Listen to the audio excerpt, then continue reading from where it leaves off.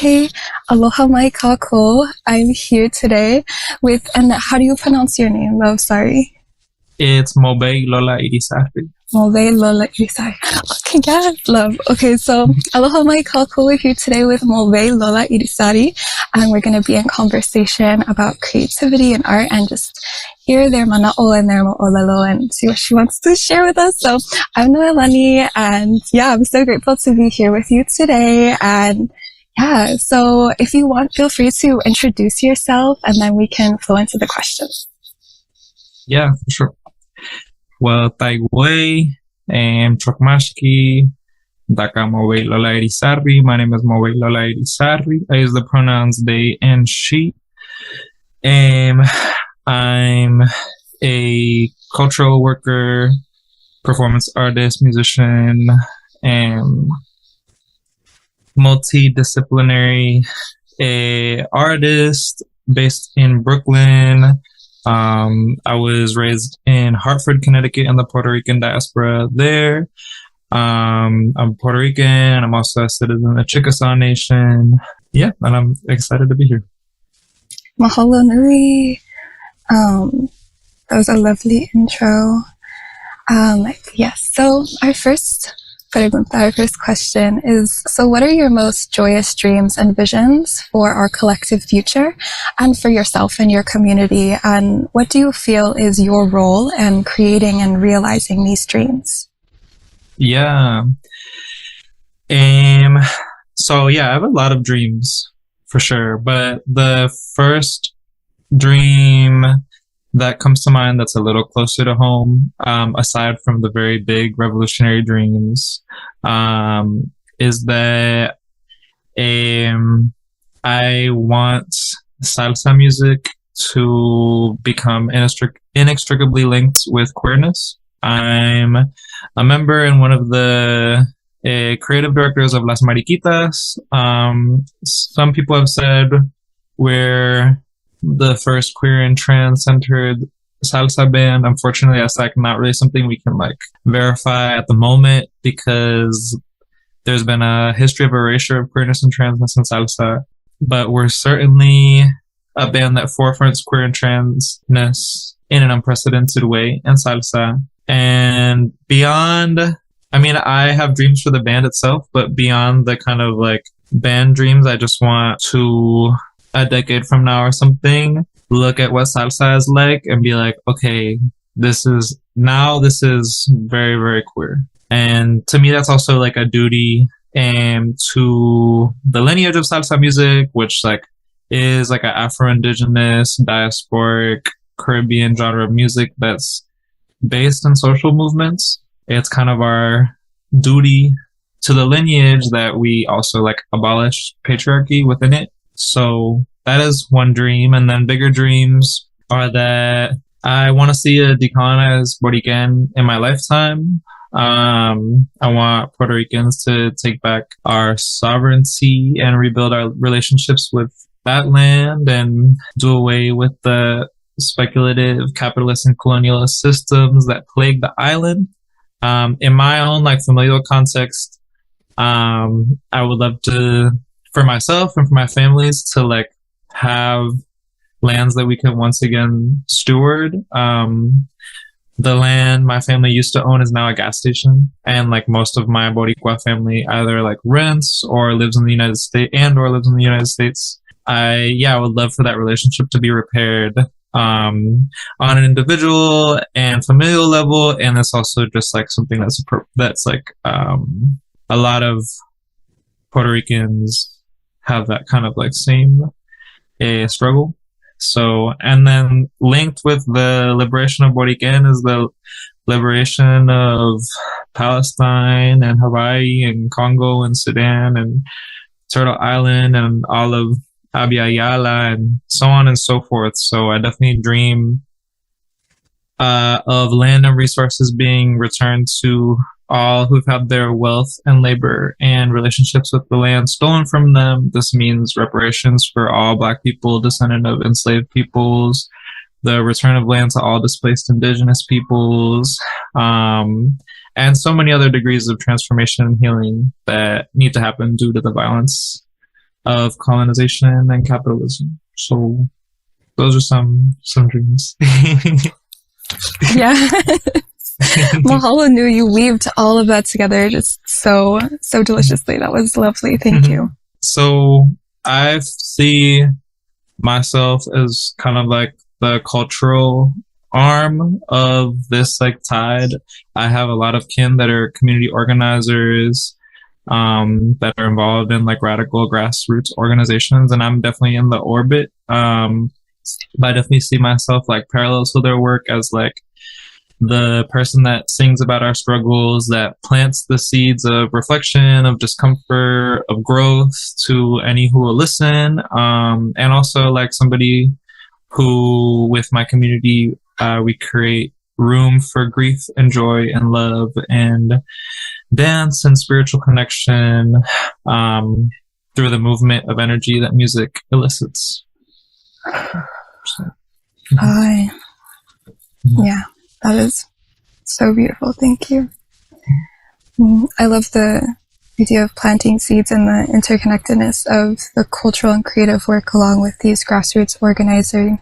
And yeah, that's really wonderful.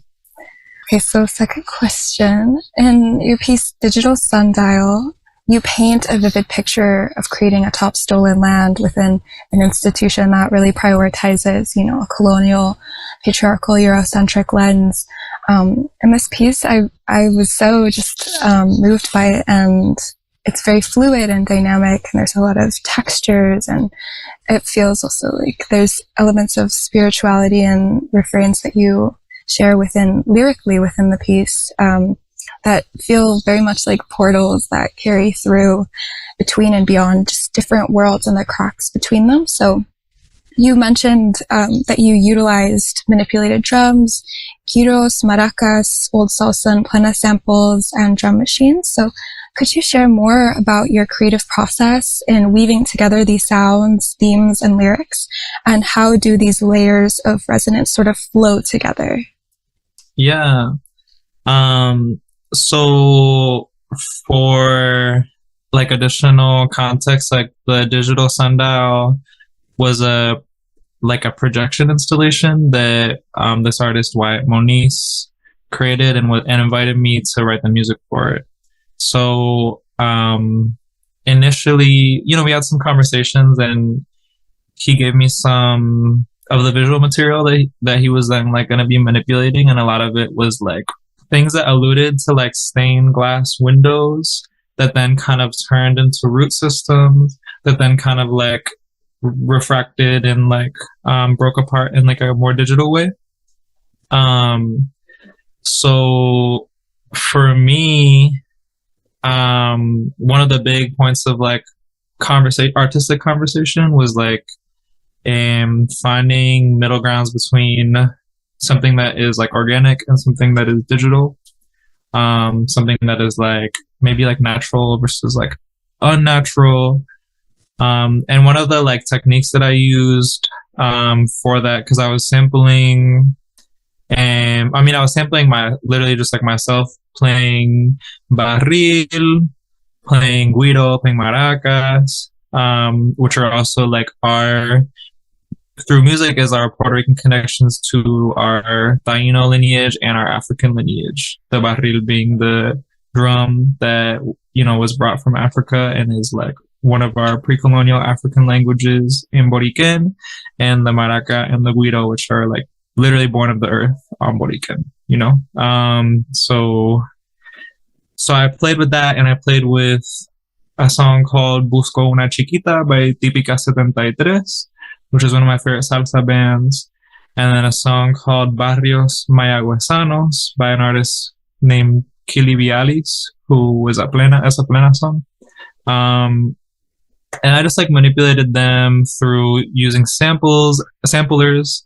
I use the Octatrack for like those who care about that kind of thing. And I used granular synthesis. So that's like process of chopping things up really small. And it's cool because it does a really good job at like quickly creating that ambiguity between organic and digital, because it'll be like in my case, it's like these like drums or something that have been chopped up to really small pieces, and like you manipulate the speed, the pitch, and so on. But you can tell that it's drums, but there's something really like off and unnatural about it. So yeah, that was a big part of my process. I was trying to, for a while, I've been thinking about the metaphor of like grass growing through cracks in concrete, and like what that says about our larger structures. Concrete is something that we're taught is permanent. We're taught concrete is a synonym for permanence, but it's actually something that is constantly breaking, constantly needs to be maintained. And I think that there is a metaphor in there for like the structures of white supremacy, of colonization, of capitalism, which we're taught are permanent, which we're taught are like unchangeable, undisruptible, but are actually constantly breaking and are constantly needing to be maintained and patched up, and are literally constantly being broken down by the earth. So for me, there's like an inevitability of the earth, like a breaking apart every structure that we've ever created, you know? But so representing that musically meant bringing in sounds that, because this piece was performed at Lincoln Center, which is like built atop multiply stolen land, first stolen from the Lenape, and then it became a neighborhood known as San Juan Hill, which was predominantly Black and Puerto Rican. And that neighborhood was leveled, and everybody from that neighborhood was displaced so that Lincoln Center could be built. So it's like at least 2 degrees of stolen land for like what is like a fortress for a Eurocentric classical music lens. So I kind of like sonically and through the words that I was saying in the piece was really curious about like, yeah, representing the ruptures in that, representing the inevitability of like music that doesn't fall under that lens to be played there, and also for it to happen in like a really convoluted, distorted way through like the synths and processing. I also eventually like at the end use like a drum machine, and like it's kind of got a reggaeton flow to it, which was really important to me because I was like, they have never played reggaeton in Lincoln Center. So yeah. So that was like what I got to say. Wow, that was so just full, and thank you for sharing about the intricacies of your process and like the themes that you interweave lyrically, sonically, through your production. It is all beautiful, and it resonates. Like I can hear that in those images that you're talking about, like the image of like the grass like growing through concrete, and this sort of like the dualities, like the contradictions, the juxtaposition between like these sort of colonial structures and their histories, and the significance of that with this, you know, pulse and this heartbeat and this through line that is really uniquely like indigenous and in alignment with the earth, and has these feelings and conjures up these sensations in my body when I listen to it of like renewal and regeneration that exist alongside these dying, cracking, collapsing systems. Yeah. Wait, I also just remembered something. Oh yeah. I should like post about this online or something, but I also sampled the Mohicantuck River, which is the like so-called Hudson River. The name means river that flows both ways. But that's like literally like us, you know, steps away from Lincoln Center. Oh wow, yeah. So I also use like granular synthesis and like had the river as like a big part of that soundscape too. So wow. Oh, that's in a beautiful. way, yeah. Oh, sorry. Oh, I mean, I also get like I roll a little bit about the way land acknowledgements happen. Yeah. Um, Yes. but I also think it's important to pay respects to land, and I think, and when I brought that in, that was like a big reason why I was like, well, this is literally where we are, and this is the river that is like more powerful than like any single being in the space. Yeah. And I think that's so beautiful. I'm remembering the sounds of the water in that piece, and that's really beautiful that those sounds were the sounds of that river. How do you say the name again? Mohican Tuck. Mohican Tuck. Yeah. Mm-hmm. Oh, that's really lovely. And it really roots the piece in this we call it in Olelo Hawaii kikoi, which is like specificity. Like when we do oli or when we do pule, chanting or prayers, like when you ask for kokua, you ask for assistance from your kupuna, your ancestors, or, you're seeking to connect with the aina, you're seeking, ike, knowledge or wisdom. There's a necessity to be kikoi and to root yourself in the place that you're at and in the land, the connection with the aina, perpetuating that, aloha aina, that reciprocal love for the land. And that specificity in your creativity and your artwork, and in this piece as well, like the relationality of the creation of it in general. Like you said, you were asked to do that piece from your friend, what was their name? Wyatt Moniz.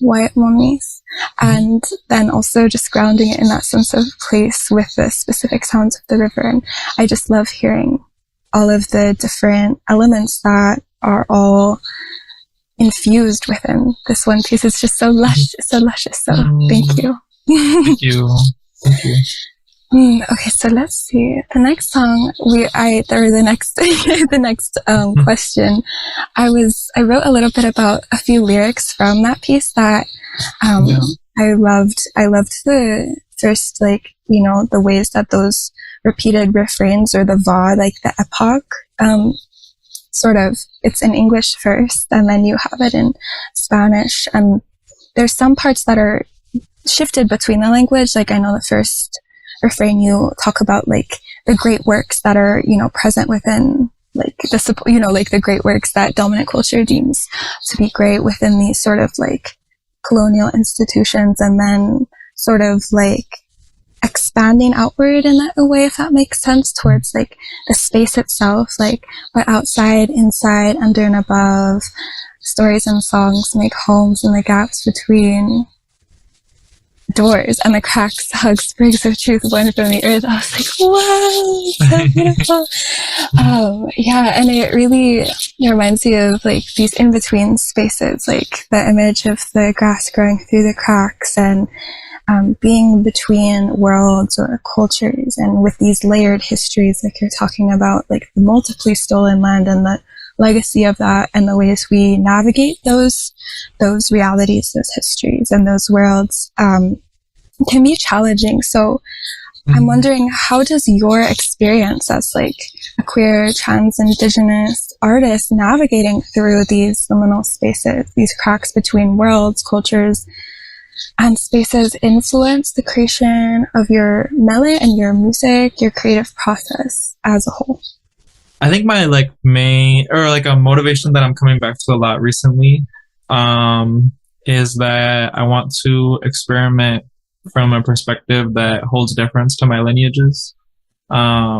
So I'm both like my lineages as in my ancestors, but also like those who I like am or will be an ancestor to. So I think at the heart of my queerness is like, or like I think what queerness means to me is like rule breaking, experimentation, and play, with the goal of loving myself and my kin and like the world the best that I can. And then like in my indigeneity, which is also like interwoven with my Black and white ancestries, is just like a profound respect for those who taught me, those who taught the people that taught me, and so on and so forth. And yeah, this duty to be a good ancestor. So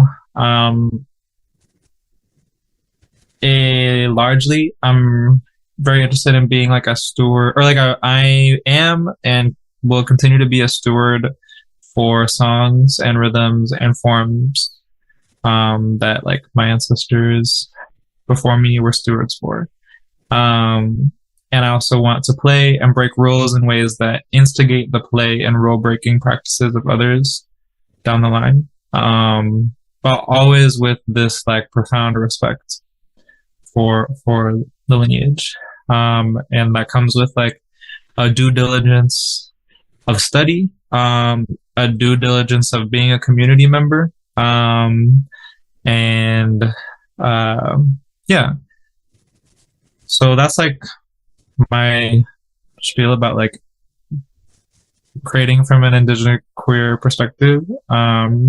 Something else that I like think about that was present in this piece, and has been present in other work that I've created, and is also inspired by an artist who is a peer of mine. We've only really interacted like digitally, but their name's Kaylin Faye. They're a singer-songwriter. I believe they're Muskogee Creek. But they compose based on the kind of like melodies that like the contours of like the hills and mountains in their area like have. And that's something that a lesson that I took for myself too. And I'm really interested in like through singing and other forms of like melodic play, like establishing like a firm relationship with my like plant kin and like the land through like imitating their natural contours and like creating melodies that like do that, you know? Mm-hmm. Yeah, mahalo for that. That is so beautiful. I love it really resonates, like your expression and your relationship with, you know, the meaning of what it is to create and be an indigenous queer person. Like, queerness is like a form of rule breaking and play and exploration. Like, oh, that just resonates so deeply. And same with, you know, the way that that weaves into being indigenous and, you know, being a good ancestor and, you know, coming with that respect and that pilina for our ancestors and also for our mo'opuna, our descendants to really just like, yeah. And I love the way that, yeah, Kaylin Faye, who you mentioned, that listening to the music and the melody of the aina of the land and allowing that to, you know, flow through you and speak to you and to nourish us. I think that I feel that is so beautiful. So thank you for sharing that. So yes, your recent live performance for Phototonic series at Trans Picos in Brooklyn, New York, entitled Performance for Congas, Voice, Cassette, Spoken Word, Water Bottle, and Dirt, weaves an enchanting flow of drumming, poetry, and calls for collective liberation and free Palestine. So as I was watching this, this beautiful performance, your lyrics from Digital Sundial were very much reverberating of like, no quiero un cosa perfecto, quiero espíritu. I thought it was so beautiful. And risas, baile, espíritu. So how do you cultivate and infuse, you kind of mentioned this a little bit, but your indigenous cultures and practices, your spiritual practices and your creative processes, and what specific relationships and practices inspire this infusion? So, when I go, like before going on stage, either from going on alone or like with collaborators, I usually like meditate, collectively or individually, on like, okay, playing to my ancestors who were not able to live as freely as we do. But I'm also playing to those ancestors who were able to live more freely than we can imagine. And, you know, playing to our ancestors who experienced forced displacement and enslavement and genocide, and playing to the land whose people have been forcibly removed. So for me, when I'm playing, My spirit is like shooting to the core of the earth and far above my head and running orbits around me. And collectively, we call in ancestors and other than human relatives, and we're braiding with the spirits of our collaborators and those who witness us, and offering seeds for decolonization, room for joy and love and grief. So that's like the biggest thing for me. In that performance, I was also like trying to take a lot of risks. So I was intentionally setting myself up for failure in a lot of different contexts. So I was playing with a plena song, for example, that is like about Palestine, about a Palestinian woman. It's like a traditional plena song. And I like I wrote new verses for the song to like really be about like free Palestine. And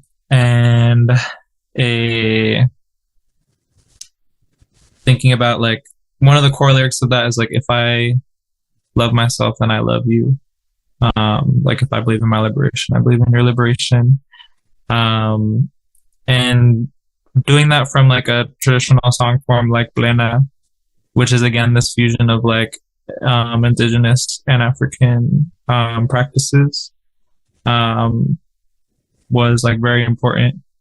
And then the spiritual aspect of it was like, being in that song form, but then also like really playing to the emotion of like the grief, the rage, the hope for liberation.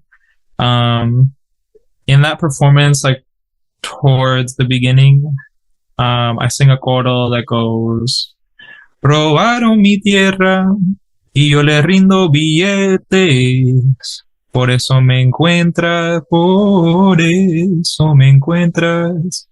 afilando mi machete, fracciones de mi sueldo, bombardeando Palestina, la misma fórmula que envenenó mi Vieques. So that coro, what I'm saying is they stole my land and I give them my bills, my dollar bills. That's why you find me sharpening my machete. Fractions of my wealth are bombarding Palestine with the same formula that poisoned Vieques, which, for those who don't know, is Vieques is one of the islands of the archipelago of Puerto Rico, and for many decades was where the U.S. military developed and tested Agent Orange before using it in Vietnam. Like, practiced there's literally tanks on the beaches of Vieques and the neighboring island Culebra that are just like rotting because the U.S. military used these beaches as firing ranges. And then after decades of really hardcore activism by the Puerto Rican people, the people of Vieques, they finally like shut down those operations. But that's still a place where like you got to be careful because you could step on a landmine and like that kind of thing. They haven't done like proper cleanup.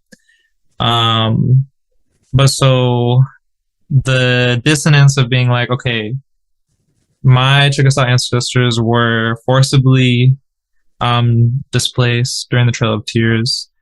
My Puerto Rican ancestors experienced this violence in Vieques. And here I am today, and like part of the wealth that I'm generated is literally being taxed away for like the same process to happen in Palestine, just like updated technology. And the call and response aspect of that is really important, or the ritualistic aspect of it. But every time I repeat it, I kind of say it in a different way. I play along to it in a different way. Sometimes I'm in a locked rhythmic pocket. Other times I'm very just like pure gesture. Sometimes I'm playing with the guaguancó rhythm, which is like an Afro-Cuban rhythm. But yeah, other times I'm just like playing from a place of like really just like my emotional core. And I think that's really important. It also breaks up the like perfection that the classical music perspective or like the obsession with the metronome like tries to prioritize. So as musicians, I'm only really moved by things that move spirit. So for that reason, I mean, I practice with a metronome, but yeah, I'm really interested in like expressing the full range of emotion through my playing.